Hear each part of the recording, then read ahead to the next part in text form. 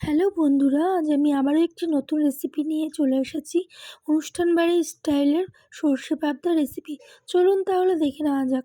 প্রথমে একটি পাত্রের মধ্যে আমি 1 চামচ পোস্ত, 1 চামচ হলুদ সর্ষে আর 1 চামচ কালো সর্ষে 10 মিনিটের জন্য ভিজিয়ে রেখে কাঁচা লঙ্কা দিয়ে এটাকে আমি বেটে নেব।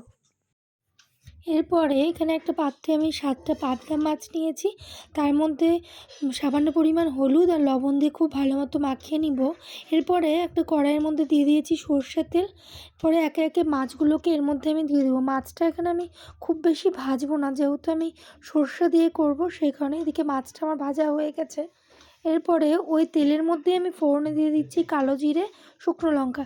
এরপরে আমি দিয়ে দিলাম একটা গোটা টমেটো বাটা, কাশ্মীরি লঙ্কার গুঁড়ো, সামান্য একটু হলুদ গুঁড়ো আর সামান্য নুন। আর এরপরে দিয়ে দিলাম সামান্য একটুখানি চিনি। এটা কিছুক্ষণ নাড়াচাড়া করে এরপরে আমি এর মধ্যে সেই সর্ষে পোস্ত বাটাটা এর মধ্যে দিয়ে দিলাম। এটা সামান্য একটুখানি তেল তেল বেরিয়ে আসলে সামান্য কিছুক্ষণ নাড়িয়ে চাড়িয়ে নিয়ে এর মধ্যে আমি পরিমাণ মতো জল দিয়ে দিব। এটাকে আমি খুব ভালো মতো মিশিয়ে এটাকে কিছুক্ষণের জন্য আমি ফুটতে দিয়ে দেবো। এদিকে ঝোলটা খুব ভালো মতো ফুটে গেছে। এরপরে ভেজে রাখা মাছগুলো এর মধ্যে দিয়ে খুব ভালো মতো নাড়িয়ে চাড়িয়ে নেব। এদিকে আমার ঝোলটা খুব ভালো মতো ফুটে গেছে, তো আমার এখানে সামান্য একটু নুন লাগবে, তাই আমি উপর থেকে ছিটিয়ে দিলাম। আর এদিকে উপর থেকে দিয়ে দিলাম কয়েকটা চেরা কাঁচা লঙ্কা আর সামান্য একটুখানি সর্ষের তেল। তো আমার একদম রেডি সর্ষে পাবদা।